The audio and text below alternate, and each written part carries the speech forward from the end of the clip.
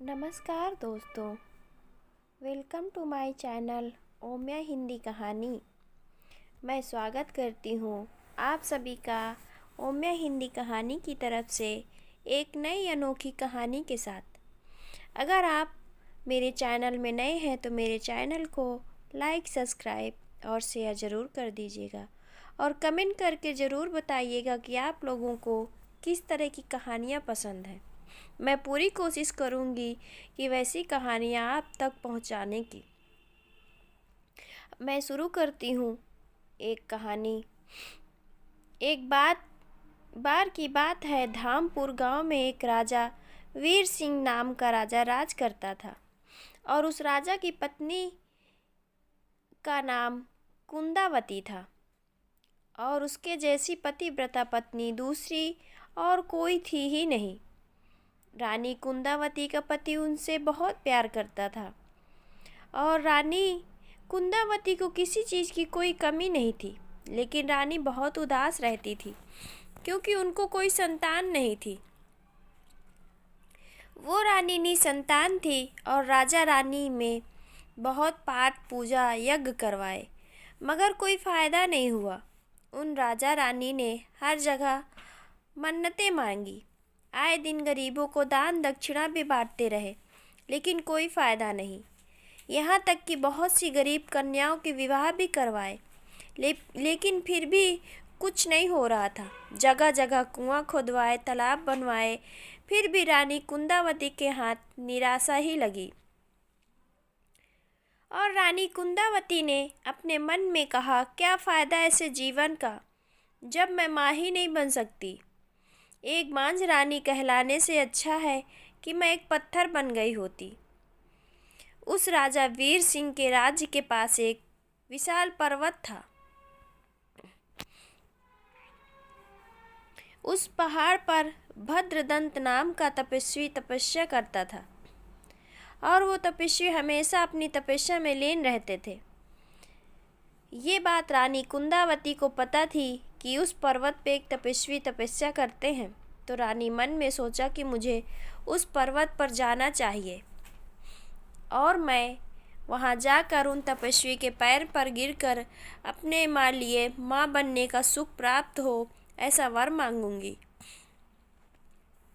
शायद मेरा दुख सुनकर मुझ पर दया करके मुझे कोई उपाय सुझा दें। और रानी कुंदावती ने अपने पति वीर सिंह से ये बात कही तो राजा ने भी कुंदावती की बात मानकर रानी के पर्वत जाने की व्यवस्था कर दी और रानी कुंदावती चल पड़ी अपनी पालकी पर सवार होकर अपने दास दासियों के साथ पर्वत पर। और नगर के लोगों भी बाहर निकल कर देखने लगे कि रानी कहाँ जा रही हैं। और कुछ देर में रानी कुंदावती उस पर्वत पर पहुँच गई। रानी कुंदावती ने अपने साथ 4 दासियों को लेकर पर्वत पर चढ़ने लगी और रानी पहली बार पद यात्रा पर जा रही थी तो रानी के पैरों में छाले पड़ गए। पैरों में जगह जगह लहू निकलने लगा था किंतु रानी अपने पैरों पर कोई ध्यान नहीं दिया क्योंकि रानी के मन में माँ बनने की चाह में कुछ दिखाई नहीं दे रहा था। बस किसी तरह से गिरते पड़ते पर्वत पर पहुँच गई और रानी ने देखा कि ऋषि मुनि अपनी तपस्या में मग्न हो बैठे हुए हैं। ऋषि जी समाधि में लीन थे और पास में हरी बेला में पौधों अपनी जगह बना फैल गई थी और कहीं कहीं तो पक्षी परिंदे ने अपने घोंसले बना लिए थे और घास फूस भी इतनी बढ़ गई थी कि मुनि जी पूरी तरह से ढक गए थे। रानी कुंदावती मुनि जी को प्रणाम किया लेकिन मुनि जी ने अपने ध्यान में इतने मग्न थे कि उन्हें दीन दुनिया की कोई खबर नहीं थी। कोई उनके पास आ खड़ा है और रानी कुंदावती ने किसी न किसी प्रकार की आवाज़ करने पर मुनि जी की तंगा भंग नहीं हुई।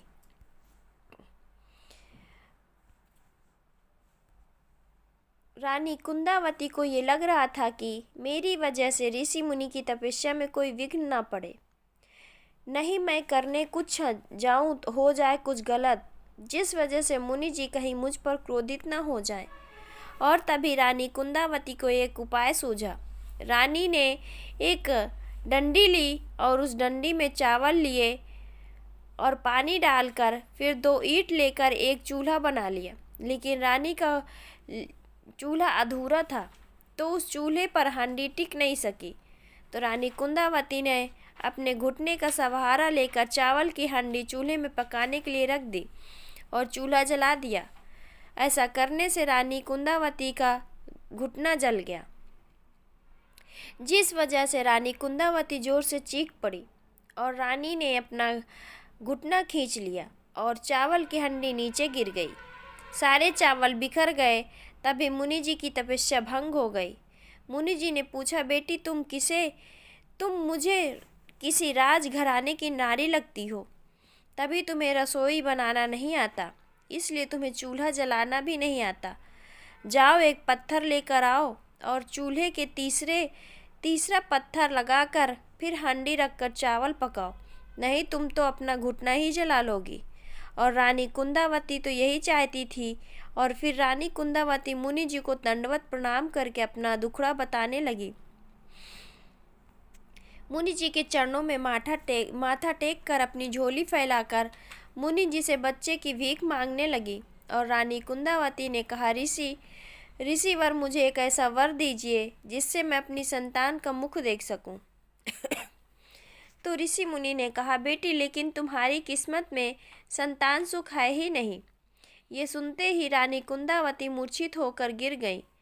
और ये देखकर ऋषि मुनि जी को बड़ा दुख हुआ। लेकिन फिर ऋषि मुनि जी ने ध्यान लगाकर देखा तो उन्हें पता चला कि रानी कुंदावती को संतान सुख है, मगर इससे रानी कुंदावती और राजा वीर सिंह की जान को खतरा है। और अगर लड़की हुई तो माता के प्राण जाएंगे, लड़का हुआ तो पिता के जान को खतरा है। लेकिन ये बात मुनि जी ने रानी कुंदावती को नहीं बताई। बोले, बेटी यहाँ से उत्तर दिशा की ओर नागों के राजा नागराज का बांधी है और उसके चारों ओर 4 बड़े बड़े सागवान के पेड़ हैं और उन पेड़ों के बीच में एक बांधी जिसके ऊपर आम का पेड़ है। और तुम पहले वहाँ जाकर वहाँ चारों ओर प्रतीक्षा करना, फिर आम के पेड़ से 7 आम तोड़ लेना और फिर नदी में जाकर स्नान कर फिर उस 7 आमों का रस निचोड़ कर पी जाना, तब तुम्हारी इच्छा जरूर पूरी हो जाएगी। और रानी कुंदावती जैसे जैसे बताया था वैसे वैसे ही उस नागराज के वृक्ष के पास चली गई। और जैसे मुनि जी ने कहा था, रानी वहाँ 4 सागवान के पेड़ के बीचों बीच एक आम के पेड़ था। और रानी कुंदावती ने सबसे पहले भक्ति भाव से पेड़ के चारों ओर प्रदक्षिणा की और प्रदक्षिणा के बाद रानी आम के पेड़ पर चढ़ गई। और रानी कुंदावती ऋषि मुनि की हिदायत दी हुई भूल गई थी। और रानी कुंदावती ने आम के 7 फल तोड़ने के बजाय आंचल भर के आम तोड़कर पेड़ के नीचे उतर आई। अब रानी कुंदावती ने नीचे आकर अपने आंचल को खोलकर आम गिनने लगी तो रानी के आंचल में सिर्फ 7 आम ही निकले। तो रानी फिर से वापस आम के पेड़ पर चढ़ गई। फिर से रानी ने आंचल भर आम तोड़कर नीचे उतरी तो क्या देखती है कि आंचल में फिर 7 ही आम निकले। और रानी कुंदावती तीसरी बार फिर आम के पेड़ पर चढ़कर आम तोड़ने लगी। लेकिन एकाएक आम के पेड़ के साथ साथ पूरी धरती हिलने लगी और वहाँ पर जैसे प्रलय सी आ गई, ऐसा प्रतीत होने लगा, क्योंकि वहाँ की धरती, पेड़, पौधे सब कुछ डोलने लगा। तभी रानी कुंदावती को होश उड़ गए। रानी के हाथ पैर ठंड पड़ने लगे, क्योंकि वहाँ से नागराज अपना फन फैलाए बहुत ही गुस्से में बाहर निकले और नागराज आम के पेड़ पर चढ़ने लगा। और रानी कुंदावती डर कर बोली, हे प्रभु मेरी रक्षा करना, अभी तो मेरी इच्छा भी पूरी नहीं हुई और जिसके लिए मैंने इतने कष्ट सहे, तो क्या अपनी संतान का मुख देखे बिना ही मर जाऊंगी। तब रानी कुंदावती ने कहा, हे नागराज मेरी विनती सुनो, मुझे आपका दंड जरूर देना, लेकिन क्योंकि मैं आपकी आज्ञा के बिना आम के पेड़ पर चढ़ने की हिम्मत की, लेकिन मेरी एक प्रार्थना है कि आप अभी मुझे छोड़ दें। जब मैं अपनी संतान का मुख देख लूँगी, मुझे माँ बनने का सुख मिलने के बाद आप चाहे 9 महीने के बाद जब चाहे आकर मुझे डस लेना, परंतु अभी के लिए मेरी जान बख्श दीजिए। तब नागराज ने कहा, ठीक है, मैं तुम्हारी बात मान लेता हूँ। तेरे 7 कन्या होंगी। सबसे छोटी कन्या का नाम मेरे बताए गए नाम पर रखना, सर्पवती। और हाँ, यो तुमने वादा किया है उसे भूलना मत। तभी रानी कुंदावती ने कहा, हे नागराज, क्या आप मुझे सिर्फ लड़कियां ही देंगे? क्या लड़के के सुख से वंचित रह जाऊंगी? तो नागराज ने कहा, हाँ देवी, तुम्हारी किस्मत में लड़के का योग्य नहीं है, क्योंकि अगर तुम्हें लड़का हुआ तो तुम्हारे पति के प्राण चले जाएंगे। तुम्हें अपने सुहाग से हाथ धोना पड़ेगा। तब आप मुझे लड़कियां ही दे दीजिए। क्या है ना कि लड़कियों से वंश नहीं बढ़ता। ये कहे नागराज अपनी बीज में चले गए और रानी कुंदावती की इच्छा पूरी हो गई थी और रानी कुंदावती खुशी खुशी अपने नगर लौट पड़ी। और जब राजा वीर सिंह को पता चला कि रानी कुंदावती वापस लौट रही हैं, तो राजा वीर सिंह ने रानी का स्वागत के लिए तैयार खड़ा था और रानी बग्घी बड़ी शान से महल में लेकर आया। और दूसरे दिन रानी कुंदावती सुबह ही नहा धोकर साथ में लाए 7 आम का रस निचोड़कर नागराज का मन में स्मरण कर आपका आम का रस पी लिया और 6 महीने के बाद रानी कुंदावती को गर्भ ठहर गया। रानी कुंदावती ने 9वें महीने में 7 कन्या को एक साथ जन्म दिया और राजा वीर सिंह ने बहुत खुशियां मनाई। पूरे राज्य में वस्त्र और मिठाइयां दान की गई। रानी कुंदावती की बेटियां 3 महीने की हुई तो राजा वीर सिंह ने अपने बेटियों का नामकरण का आयोजन रखा। उस आयोजन में राजा ने पूजा पाठ करवाई और पुरोहित जी से पूजा पाठ करने के बाद बच्चों का नामकरण किया, जिसमें राजा की बड़ी बेटी का नाम गुणवती, दूसरी का नाम रूपवती, तीसरी का भाग्यवती, चौथी का हेमवती, 5वीं का नाम सुखवती, छठी का बुद्धिवती और 7वीं बेटी का नाम सर्पवती रखा गया। और रानी कुंदावती सब कुछ भूलकर अपनी बेटियों का मुख देखकर बहुत खुश होती, क्योंकि राजा की सभी बेटियां बहुत ही सुंदर रूप लेकर पैदा हुई थीं। और एक दिन रानी कुंदावती ने अपने राज पुरोहित जी से पूछा, पुरोहित जी, नाग पंचमी कब आती है? तो पुरोहित जी ने कहा, बिटिया, आज से 3 दिन बाद ही नाग पंचमी है। तो ये सोचकर रानी कुंदावती की रूह कांप उठी, क्योंकि रानी ने नागराज से वादा किया था कि वो दिन अब नज़दीक था जब नागराज रानी के प्राण हरने के लिए आने वाले। और रानी कुंदावती ने मन में सोचा, अगर मेरे मरने के बाद मेरी फूल सी कोमल बेटियों का क्या होगा? अगर राजा ने दूसरा ब्याह कर लिया तो सौतेली माँ तो नागिन बनकर मेरे बच्चियों को डस लेगी। हे प्रभु, मेरी अनाथ बेटियों का क्या होगा? इस डर से रानी ने राजा वीर सिंह को अपने कक्ष में बुलाया और पूरी बात बता दी। और रानी ने कहा, मेरे पास सिर्फ 3 दिन का समय बचा है। राजा पर तो मानो पहाड़ टूट पड़ा और राजा वहीं मूर्छित होकर गिर गया। राजा के मंत्रियों ने जब ये बात पता चली तो मंत्रियों ने रानी कुंदावती से कहा, आप डरिए मत, हम राजा का बाल भी बांका नहीं होने देंगे। फिर मंत्रियों ने बाजार से 2 बड़े बड़े सोने के खंबे और एक सोने का संदूक भी खरीद कर ले आए। वो 2 खंबे मंत्रियों ने बाजार के बीचों बीच गड़वाए और वो सोने का संदूक भी उस खंभों के बीच लटका दिया। और जब खंभों के बीचों बीच सोने की पेटी को लटकाकर उस पेटी में रानी कुंदावती को लिटा दिया और फिर उस सोने की पेटी के बाहर से ताला लगा दिया और उस पेटी के चारों ओर तेल लगा दिया। फिर मंत्रियों ने कहा, वहाँ पर आग लगा दी जाए और राजा वीर सिंह की नगरी के सारे दरवाजे बंद कर दिए और नगरी के बाहर सारे सिपाही पहरा देने लगे। सारी नगरी सावधान थी और सभी यही सोच रहे थे कि अब नागराज रानी कुंदावती के प्राण कैसे हरेंगे। और देखते देखते नाग पंचमी का दिन आ गया। नागराज ने रानी कुंदावती का इंतजार किया और जब रानी कुंदावती नहीं आई तो नागराज को बहुत गुस्सा आया और नागराज गुस्से में अपने चारों फन फैलाकर फूंकार उठा और रानी कुंदावती नहीं आई तो नागराज ने नगरी की ओर चल पड़ा। राजा की नगरी में इतनी तैयारी देखकर नागराज के गुस्से का ठिकाना नहीं रहा। नागराज ने अपना सूक्ष्म रूप धारण कर रानी कुंदावती की पेटी के पास जाकर बैठ गया और नागराज ने कहा, रे विश्वासघातनी, तुमने तो मुझे खूब धोखा दिया और मुझे मरवाने के पूरे इंतजाम भी कर लिया है। तभी पेटी के अंदर से रानी ने कहा, हे नागराज, इसमें मेरा कोई दोष नहीं और मैं तो खुद आपका किया हुआ वादा निभाना चाहती थी, लेकिन ये जो कुछ भी हुआ है वो मेरी इच्छा के विरुद्ध हुआ है। रानी कुंदावती ने साहस बटोर कर कहा, किंतु मैं अपनी अपोध बच्चियों की चिंता में मूर्छित हो गिर पड़ी और जब मुझे होश आया तो मैं इस पेटी में बंद थी और यही सब लोगों ने सोचा होगा कि अब इतनी दूर नागराज यहाँ कैसे आएंगे।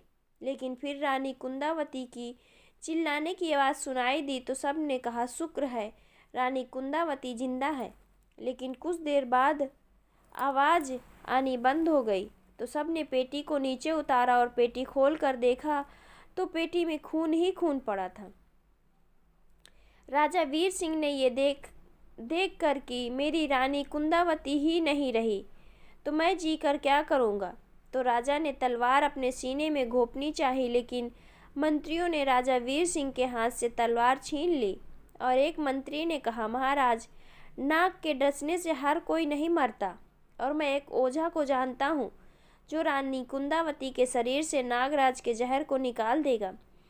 तो राजा वीर सिंह ने अपनी नगरी के आसपास के जितने भी ओझा थे सभी को बुलाकर रानी कुंदावती का उपचार करने के लिए कह दिया और सभी ओझा अपने अपने तकनीकी से रानी कुंदावती का उपचार करने लगे। कुछ ही देर में रानी ने आँख खोल दी और रानी ने राजा वीर सिंह को अपने पास बुलाया और राजा का हाथ पकड़कर बोली, महाराज, मैं इस दुनिया में चंद क्षणों की मेहमान हूँ, क्योंकि और दुनिया में ऐसा कोई ओझा नहीं जो मेरे प्राणों को वापस ला सके। मैं आपसे एक वचन लेना चाहती हूँ और आप मेरी सभी बेटियों को जब ब्याह कर उनको ससुराल नहीं भेज देते तब तक आप दूसरी शादी नहीं करेंगे, क्योंकि मुझे लगता है कि आपकी दूसरी पत्नी मेरी सौतन मेरी बेटियों को बहुत सताएगी और भूखों मार देगी और मैं अपनी दूध पीती बच्चियों को आपके हवाले कर कर जा रही हूँ। और राजा वीर सिंह ने रानी कुंदावती के सामने कसम खाई कि चाहे कुछ भी हो जाए मैं कभी दूसरा विवाह नहीं करूँगा। और रानी कुंदावती आखिरी बार अपनी बेटियों का मुख देखना भी नसीब नहीं हुआ। रानी कुंदावती स्वर्ग सिधार गईं और जिस संतान के पाने के लिए रानी कुंदावती ने न जाने कितने व्रत छठ पूजा किया, यज्ञ करवाए, लेकिन संतान सुख नहीं भोग सकी। आखिर तक रानी कुंदावती अपनी बेटियों का नाम लेती रही और यूं ही दिन बीतने लगे और राजा ने अपनी बेटियों को माँ की कभी कमी नहीं होने दी। राजा वीर सिंह ने अपनी बेटियों के खातिर दूसरी शादी नहीं की और राजा के मंत्रियों ने बहुत अपने राजा को समझाने की कोशिश की, मगर राजा ने अपनी पत्नी को वचन दिया था, उसे बखूबी निभा रहा था। राजा के मंत्रियों को कुछ भी समझ नहीं आ रहा था कि वे लोग अपने राजा को दूसरी शादी के लिए कैसे मनाएं। फिर राजा वीर सिंह के मंत्रियों को एक युक्ति सूझी। मंत्रियों ने राजा की 7 बेटियों से बात करके हल निकालने की कोशिश की। मंत्रियों ने राजा की बेटियों से कहा कि हम लोग तो राजा वीर सिंह जी से दूसरा विवाह करने के लिए कह रहे हैं, लेकिन राजा वीर सिंह जी हमारी बात मानना ही नहीं चाहते। तो अगर 7 बहनें मिलकर अपने पिताजी की दूसरी ब्याह के लिए जोर देंगी तो शायद वो मान जाएंगे, आपको भी नई माँ का प्यार मिलेगा। राजा की बेटियों ने अपने पिता से दूसरी शादी करने का आग्रह किया, लेकिन राजा ने बेटियों को अपनी दूसरी शादी के लिए इनकार कर दिया। तब राजा वीर सिंह के मंत्रियों ने दूसरा उपाय सोचा और मंत्रियों ने अपने नौकर को जंगल में भेजकर सारा जंगल छान मारा और उन्हें जिस जड़ी बूटी की तलाश थी वो मिल गई। उस जड़ी बूटी का नाम था मोहिनी। वो मिल गई और वो जड़ी बूटी ऐसी थी जो इंसान एक बार खा ले तो तुरंत विवाह के लिए राजी हो जाता। और मंत्री ने आज रसोइये से कहकर वो मोहिनी जड़ी बूटी राजा के खाने में मिलवा दी। और दूसरे दिन राजा ने अपने मंत्रियों से कहा वो विवाह करना चाहता है और शीघ्र ही किसी सुंदर राजकुमारी को ढूंढ कर लाओ। और सभी मंत्री तो इसी ताक में बैठे थे कि कब राजा हमें आदेश दे। और मंत्रियों ने राजा वीर सिंह के लिए एक योग्य राजकुमारी को ढूंढ निकाला।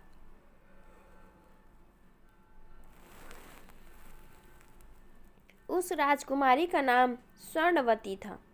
तो राजा वीर सिंह का रिश्ता स्वर्णवती से तय हो गया और राजा वीर सिंह राजकुमारी स्वर्णवती के नगरे सीतापुर बारात लेकर गए। और स्वर्णवती से विवाह करने के बाद अब शगुन होने लगे, क्योंकि जब विवाह के पश्चात राजा वीर सिंह की बारात वापस लौट रही थी तो रास्ते में एक पेड़ की टहनी टूटकर बारातियों पर गिर पड़ी, जिससे राजा वीर सिंह बाल बाल बच गए।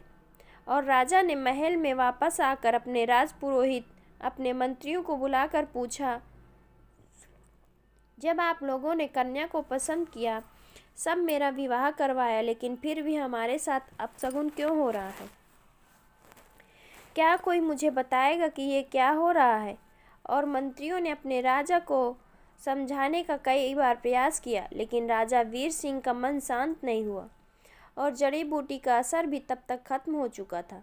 तो राजा को अपनी पत्नी के मरते समय वचन दिया था वो भी याद आ गया और नई रानी के प्रति राजा उदासीन हो गए, यानी कि उचट गया। और राजा ने अपनी नई रानी के लिए नया महल बनवा दिया और राजा वीर सिंह अपनी बेटियों के साथ अपने पुराने महल में रहने लगे। राजा अपनी नई रानी स्वर्णवती से बात नहीं करता और ना ही रानी स्वर्णवती के नए महल जाता। एक दिन राजा को अपनी किसी काम से अपने महल से बाहर जाना पड़ा था। तो राजा ने अपने मंत्रियों से कहा कि मैं अपनी 7 बेटियों को भी अपने साथ लेकर जाना चाहता हूँ।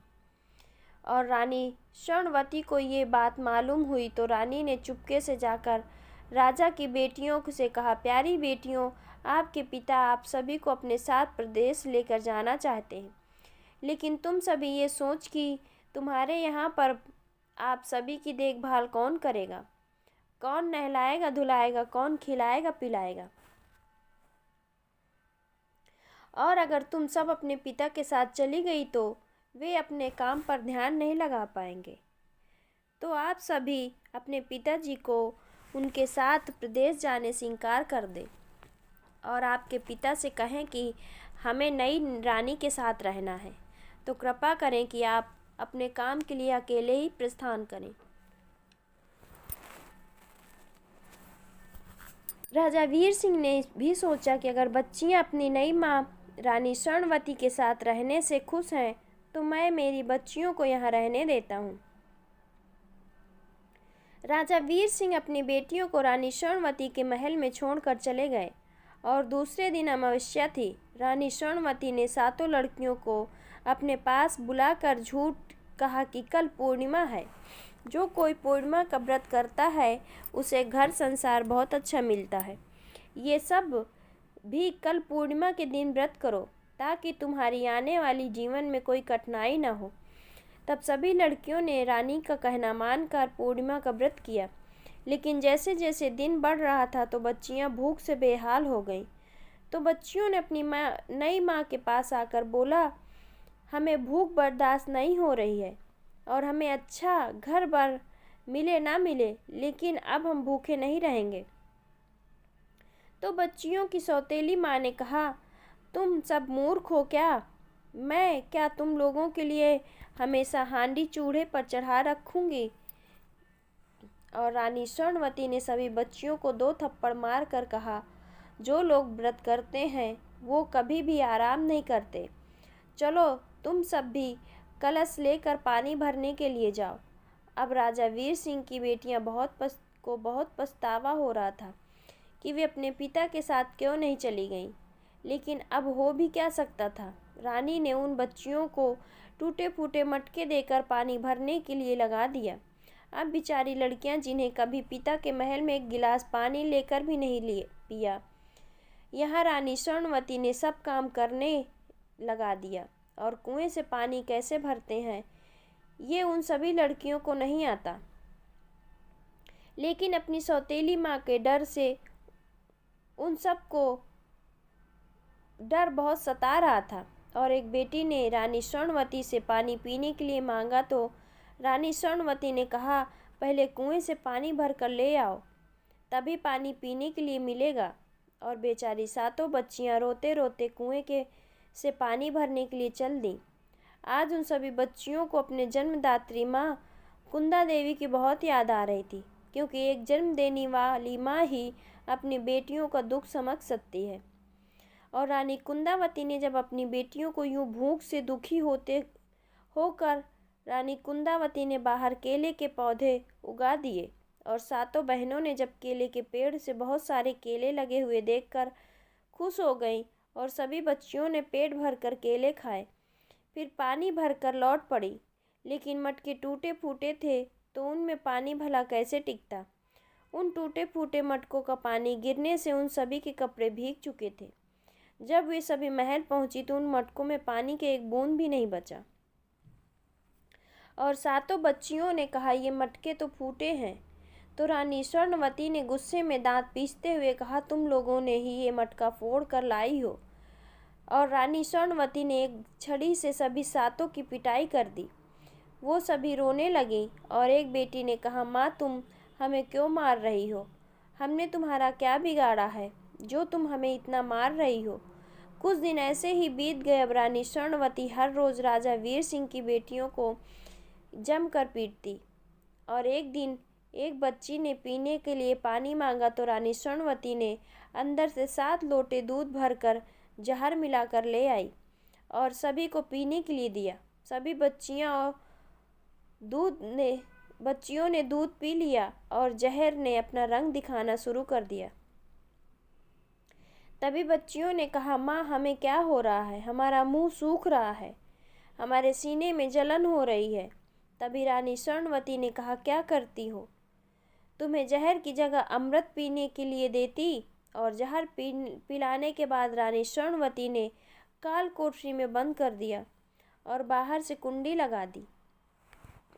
और जब रानी कुंदावती को आभास हुआ कि मेरी बेटियों को उस सौतेली रानी ने जहर पिला दिया तो रानी कुंदावती ने अपने बेटियों को के सिर पर हाथ फेरकर जहर से मुक्त कर दिया। अब रानी कुंदावती की बेटियां चैन से की नींद सो गईं। इधर रानी स्वर्णावती ने सोच कर सो गई कि अब उसके और राजा वीर सिंह के बीच का कांटा दूर होने वाला था। और जब दूसरे दिन सुबह रानी स्वर्णावती ने काल कोठरी का दरवाज़ा खोला तो देखा उसकी आंखें फटी की फटी रह गईं, क्योंकि राजा वीर सिंह की सारी बेटियां जीवित थीं। और तभी एक बेटी ने पूछा, माँ चांद उग गया क्या? हमें बहुत भूख लगी है। तो रानी स्वर्णावती ने कहा, नहीं अभी चांद नहीं उगा, तुम सो जाओ, जब चांद उगेगा तो मैं उठा दूंगी। और ये कहकर रानी स्वर्णावती काल कोठरी का दरवाज़ा बंद करके बाहर आकर सोचने लगी, मैंने तो इन सभी को जहर दिया था, लेकिन ये कैसे बच गई? फिर रानी स्वर्णावती काल कोठरी में गई। तब राजा वीर सिंह की बेटियों ने अपना प्रश्न दोहराया, नहीं माँ चांद उग गया क्या? तो रानी स्वर्णावती ने कहा, हाँ चांद उगा भी है, छुप भी गया। तो हमें खाना दे दो, क्योंकि अब हमें बहुत भूख लगी है, भूख बर्दाश्त नहीं हो रही है। राजा वीर सिंह की बेटियों ने तो रानी स्वर्णावती से कहा, लेकिन ऐसे कैसे मैं तुम्हें खाना दे दूं? अगर तुम्हें खाना दे दिया तो तुम्हें बूढ़े पति मिलेंगे। तब सब लड़कियों ने कहा, लेकिन माँ अब हमसे नहीं रहा जाता, बहुत ज़्यादा भूख लगी है। तो रानी स्वर्णावती ने कहा, अच्छा ठीक है, तुम नहा धो लो, मैं खाना परोसती हूँ। तब लड़कियों ने, माँ हमें अंधेरे में बहुत डर लगता है। तो रानी स्वर्णावती ने कहा, अंधेरा ही तुम्हें अंधेरा खा नहीं जाएगा, चलो ठीक है, मैं तुम्हारे साथ ही चलूँगी। और रानी स्वर्णावती उन सभी लड़कियों को एक टूटे फूटे और उजाड़ मंदिर में लेकर चली गई। बच्चियाँ, तुम इस मंदिर में पूजा करके आओ, तुम्हें अच्छे वर मिलेंगे। और जब सभी लड़कियां मंदिर के अंदर चली गईं तो रानी स्वर्णावती ने मंदिर का दरवाज़ा बंद करके बाहर से ताला लगा दिया और वो बच्चियां पूरे 9 दिन उस उजाड़ मंदिर में भूख प्यास से बेहाल होकर पड़ी थी। अब बच्चियां भूख से तड़प रही थी और जब रानी कुंदावती ने अपनी बेटियों को इस हाल में देखा तो बहुत दुखी हुई। रानी कुंदावती ने मंदिर के अंदर मधुमक्खी के अनेक छत्ते लगवा दिए और उन छत्तों से शहद टपक टपक कर बच्चियों के मुंह में जाने लगा। लड़कियों की भूख मिट गई, बच्चियों की जान में जान आई। उधर राजा वीर सिंह अपने पड़ाव में सुख से सो रहा था और इतने में उसे लगा कि जैसे कोई हिला हिला कर उसे उठा रहा है और फिर राजा के कानों में आवाज़ गूंजी, उठो राजा उठो, उधर तुम्हारी बेटियां भूख से तड़प रही हैं और तुम यहाँ आराम से सो रहे हो। राजा उठकर बैठ गया और सोचने लगा, जरूर मेरी बच्चियां किसी संकट में फंस गई हैं। और राजा वीर सिंह जल्दी से मिठाई खिलौने आदि लेकर अपने नगर की ओर चल पड़ा। नगर में महल के पास पहुंचकर नगाड़ा बजने लगा और राजा ने देखा कि मेरी अगवानी करने के लिए मेरी बेटियां नहीं। राजा सीधे रानी स्वर्णावती के महल चला गया और राजा ने रानी स्वर्णावती से पूछा, मेरी बच्चियां कहाँ हैं? तो रानी स्वर्णावती ने झूठ कहा कि आपकी पहली पत्नी रानी कुंदावती अपनी बच्चियों को मार पीट कर अपने साथ ले गई। राजा वीर सिंह ने सोचा, जब रानी स्वर्णावती ने राजा वीर सिंह से कहा कि आपकी बेटियां रानी कुंदावती के साथ हैं तो राजा सोच में पड़ गया। सच में शायद अपनी बेटियों को दुखी देखकर रानी कुंदावती उनको अपने साथ ले गई होगी। और राजा वीर सिंह ने अपनी बेटियों को पूरे राज्य में ढूंढने लगा, लेकिन जब राजा को अपने सिपाही नहीं ढूंढ सके तो राजा खुद अपनी बेटियों की तलाश में निकल पड़ा और राजा अपनी बेटियों को ढूंढते हुए जंगल की तरफ चला गया। राजा को जंगल के रास्ते में पैरों के निशान दिखाई दिए और राजा ने जब पैरों के निशान गिनते तो 7 पैरों के निशान तो छोटे थे, 1 पैरों का निशान बड़े थे। तो राजा वीर सिंह ने सोचा, बड़े पैरों के निशान जरूर रानी कुंदावती के होंगे और इसी यकीन के साथ राजा आगे बढ़ने लगा। वहाँ जंगल में थोड़ी दूरी पर एक टूटा फूटा उजाड़ मंदिर था और राजा ने देखा कि उस मंदिर में ताला लगा हुआ है। तब राजा को शक हुआ कि कहीं मेरी बच्चियां यहाँ तो नहीं बंद है। राजा ने उस मंदिर का ताला तुड़वा दिया। ताला टूटने के बाद जब राजा अंदर जाकर देखा तो 7 बेटियां अधमरी हालत में पड़ी हुई थी। तो राजा जल्द से जल्द अपनी बेटियों को महल में ले कर जाने का आदेश दिया। जब राजा ने पूछा, तुम लोग यहाँ जंगल में के मंदिर में कैसे पहुंची? तो राजा की बेटियों ने अपने पिता से रानी स्वर्णावती के कारनामों की पूरी कहानी बताई। तब राजा ने रानी स्वर्णावती से अपने सारे नाते तोड़ लिए और रानी स्वर्णावती को राज से बाहर निकाल दिया। लेकिन रानी स्वर्णावती मिन्नतें करने की, मैं आगे कुछ ऐसा नहीं करूँगी, और अपने महल में रहने लगी। राजा अपनी बेटियों के साथ सुखपूर्वक अपने महल में रहने लगा। लेकिन बात रानी स्वर्णावती को रास नहीं आई और रानी स्वर्णावती ने एक दिन राजा स्नान करने के लिए गया हुआ था। तब रानी ने एक दासी से जंगल में सम्मोहित करने वाली बूटी मंगवाकर राजा के खाने की थाली मिलवा दी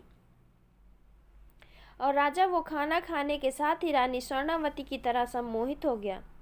और राजा की बेटियां तो सो ही रही थी। तो राजा रानी स्वर्णावती के प्यार में सम्मोहित होकर राजा रानी स्वर्णावती के महल के द्वार पर जा दस्तक दी। तो रानी स्वर्णावती ने कहा, आप अब क्यों आए हैं? यहाँ तुम्हें तो अपनी बेटियों से बहुत प्यार है, अब वापस लौट जाओ। और रानी ने अंदर से ही कहा, जब तुम अपनी बेटियों को मार कर वापस आओगे तभी मैं महल के द्वार खोलूँगी, वरना नहीं।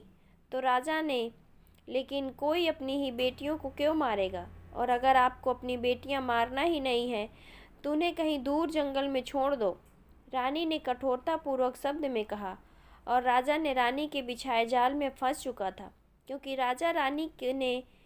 राजा को रानी ने सम्मोहित किया हुआ था। तो राजा ने रानी स्वर्णावती की बात मानकर अपनी बेटियों को आधी रात में उठाकर बोला, उठो बेटियों, मैं तुम्हें तुम्हारे ननिहाल छोड़कर आता हूँ, हम लोगों को अभी चलना है। लेकिन राजा की बेटियों के आश्चर्यचकित होकर पूछा, हमारा ननिहाल, लेकिन हमें तो पता ही नहीं था कि हमारा कोई ननिहाल भी है। तो राजा वीर सिंह ने कहा, तुम्हारा ननिहाल बस किसी मनमुटाव की वजह से हमारी बोलचाल बंद हो गई थी, और अब मैं चाहता हूँ कि तुम एक बार सभी उनसे मिल लो, क्योंकि उन्हें तुम्हें देखने की इच्छा होगी। और राजा की बेटियां उठकर तैयार होने चली गईं। इधर रानी स्वर्णावती राजा वीर सिंह को अपने जाल में फंसाकर बहुत खुश हो रही थी, और रानी स्वर्णावती ने अपनी दासी से कहकर राजा के बेटियों के लिए जहर डालकर रोटियां बनवाई और एक कपड़े में बांध दी, और कुछ सादी रोटियां राजा वीर सिंह के लिए अलग कपड़े में बांधकर तैयार कर दी। और रानी स्वर्णावती ने बड़ी चालाकी से राजा को खाने की दोनों पोटलियां देकर कहा, जिस पोटलियों में रोटियां ज़्यादा हैं वो रोटियां मेरी बेटियों को देना, और दूसरी पोटलियों की रोटियां आप खा लेना। राजा वीर सिंह ने बिना कुछ सोचे समझे हाँ में सिर हिला दिया, और राजा अपनी बेटियों को लेकर जंगल से जा रहा था। अब चलते चलते घने जंगल में पहुंचे तो राजा की सबसे छोटी बेटी सर्पवती को एक कौवा उड़ता दिखाई दिया। तो सर्पवती ने अपने पोटली से सारी एक रोटी का टुकड़ा तोड़कर उस कौवे को डाल दिया। उस कौवे ने जैसे ही रोटी के टुकड़े अपने चोंच में मारकर खाने लगा, वो कौवा वहीं तड़प तड़प कर मर गया। राजा की छोटी बेटी सर्पवती को आश्चर्य की सीमा नहीं थी। तभी सर्पवती ने रोटी का एक टुकड़ा कुत्ते को डाला। वो कुत्ता भी रोटी खाते ही जमीन पर गिर पड़ा, और सर्पवती ने कहा, अगर ये रोटियां हम बहनें खा लेती होती तो हम सभी भी यहीं मर जाती। फिर सर्पवती ने सोचा, मैं रोटियों को फेंक देती, नहीं कोई बेकार में मारा जाएगा। सर्पवती ने अपने बहनों से गड्ढा खोदने के लिए कहा। फिर वहीं पर एक गड्ढा खोदकर सारी रोटियां उस गड्ढे में दबा दी। लेकिन ये बात राजा वीर सिंह को पता नहीं होती। सभी जंगल के आधे रास्ते पहुंच गए, और राजा की बेटियों को बहुत तेज भूख लगी थी। तो राजा ने एक बेटी ने कहा, पिताजी मुझे आपकी पोटली से एक रोटी दे दीजिए। तभी राजा ने कहा, बेटियों मेरी पोटली में तो पत्थर कंकड़ भरे हैं, वो हमें राह में जंगल जानवरों को मारने के लिए हैं, और वैसे भी अब हम तुम्हारे ननिहाल पहुंचने वाले ही हैं। बस कुछ ही समय हम वहां पहुंच जाएंगे। और राजा की बेटी, जिसे बहुत भूख लगी थी, वो वहीं बीच जंगल में बैठकर रोने लगी। मुझे बहुत भूख लगी है, मुझे अभी खाना चाहिए। तब राजा ने अपनी बेटी को छड़ी मारने लगा। तो राजा वीर सिंह की दूसरी बेटियों ने कहा, पिताजी आप इसे मत मारिए, हम इसे समझा देंगे, ये जिद नहीं करेंगी। और चलते चलते रात घिर आई थी। तो राजा ने कहा, अब रात बहुत हो गई है, सब थक भी गए हैं, अब हम कहीं यहीं जगह देखकर सो जाते हैं, कल सुबह हम वहां जाएंगे। और राजा वीर सिंह ने साफ सुथरी जगह देखकर एक पेड़ के नीचे सो गया।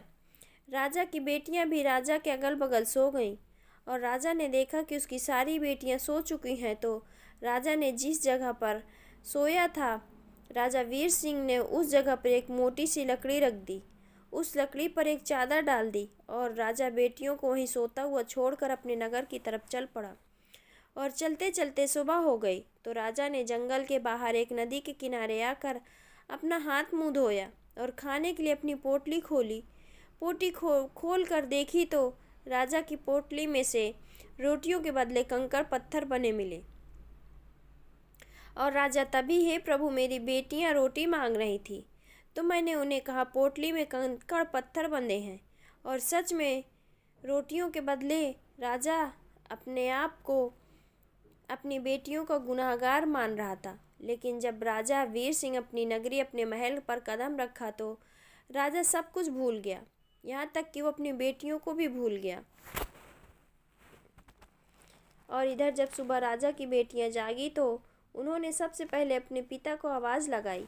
राजा ने जब बहुत बार पुकारा तो राजा नहीं बोले, तो एक बेटी ने राजा के ऊपर से चादर हटाई तो राजा वीर सिंह की जगह एक लकड़ी का मोटा सा टुकड़ा पड़ा था।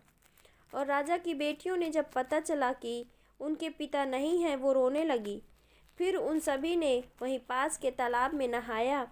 अब उन्हें बहुत तेज़ भूख लगी थी, लेकिन आसपास बहुत घना जंगल था, जंगल के सिवा कुछ दिखाई नहीं दे रहा था और बेचारी मासूम बच्चियों को क्या पता था कि उनका पिता ही उन्हें सबको धोखा देकर यहाँ छोड़ गया है।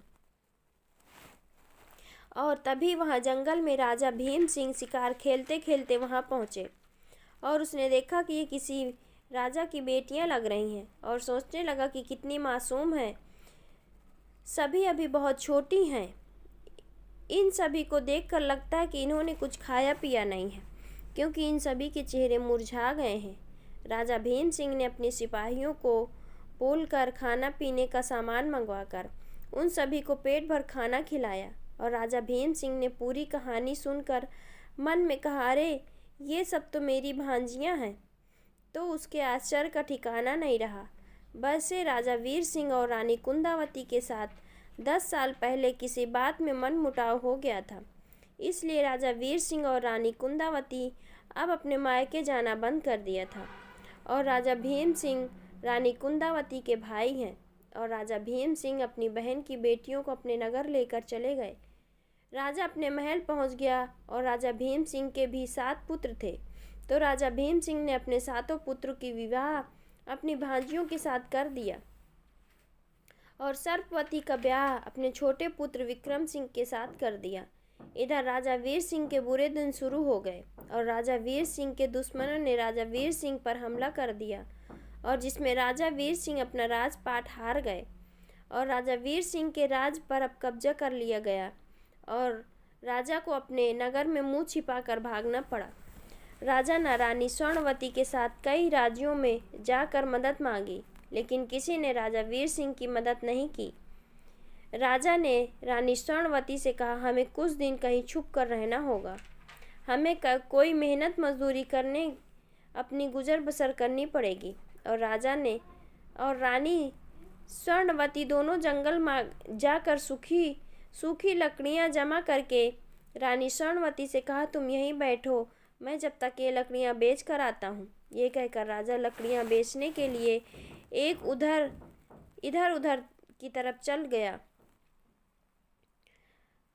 राजा चला गया तो वहाँ लकड़ियाँ ले लो आवाज़ लगाई। उसकी लड़कियाँ राजा की आवाज़ पहचान ली और बुलाकर पूछा तो राजा ने पूरी बात बताई।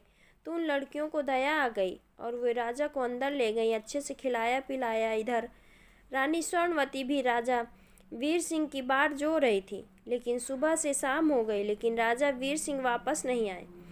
रानी स्वर्णावती ने सोचा, जब इंसान के पास 2 पैसे आते हैं तो सब भूल जाता है, और राजा वीर सिंह 2 पैसे हाथ में आते ही मुझसे मुंह मोड़ लिया। और वे बोलकर रानी स्वर्णावती वहीं से आगे जाने के लिए बढ़ी तो सामने एक बाघ ने आड़ लिया और राजा वीर सिंह का स्वास्थ्य भी गिर रहा था और 24 घंटे बिस्तर पर लेटे रहते। बहुत उपचार करवाए, लेकिन उनकी कोई तबीयत में कोई असर नहीं हो रहा था और राजा वीर सिंह बहुत बीमार हो गए। बेटियों के बीच प्रसन्नचित्त हो स्वर्ग सिधार गए। बहुत धूमधाम से उनका क्रियाकर्म किया गया और इस बात को 3 साल बीत गए। राजा वीर सिंह की बेटियां अपना जीवन बहुत सुखमय बिता रही थी और अभी तक सर्पवती की बड़ी बहनों को संतान सुख प्राप्त नहीं हुआ, लेकिन सर्पवती का गर्भ ठहर गया। और ये बात सुनकर सर्पवती की बड़ी बहनें और सारे जीजा बहुत खुश हुए। सब ने मिलकर बहुत खुशी मनाई और गरीबों को दिल खोलकर खाना वस्त्र बांटे। इसी बीच राजा भीम सिंह के बड़े बेटों को किसी काम से धर्मपुर जाना पड़ा और सभी भाई जाने अपने अपने हथियारों के साथ तैयार हो गए। और जब वे अपने अपने घोड़े पर बैठ गए तो जाने से पहले उन्होंने अपने महल के दरबान सुखीराम से कहा, देखो, हमारे जाने के बाद कोई भीख मांगने या साधु फकीर आए तो कोई भी आए तो उन्हें बाहर ही भीख देकर विदा कर देना, और अगर कोई परदेसी या कोई अनजान व्यक्ति आए तो भी उसे बाहर से ही भेज देना, किसी को अंदर मत जाने देना। अगर कोई गलती से भी अंदर चला जाता है तो तुम समझ लेना कि तुम्हारी खैर नहीं, तुम्हें अपनी जान से हाथ धोना पड़ेगा। फिर राजकुमार विक्रम ने सर्पवती को बुलाकर कहा, रानी, हमने बाहर 7 लकीरें खींच दी हैं तो जब तक हम वापस नहीं आ जाते आप महल के अंदर से बाहर कदम नहीं रखेंगी। इसके बाद सातों भाई धर्मपुर के लिए रवाना हो जाते हैं। रामनगर के 11 कोस दूर पर एक टीला था और इस टीले पर एक जादूगर रहता था। उसके पास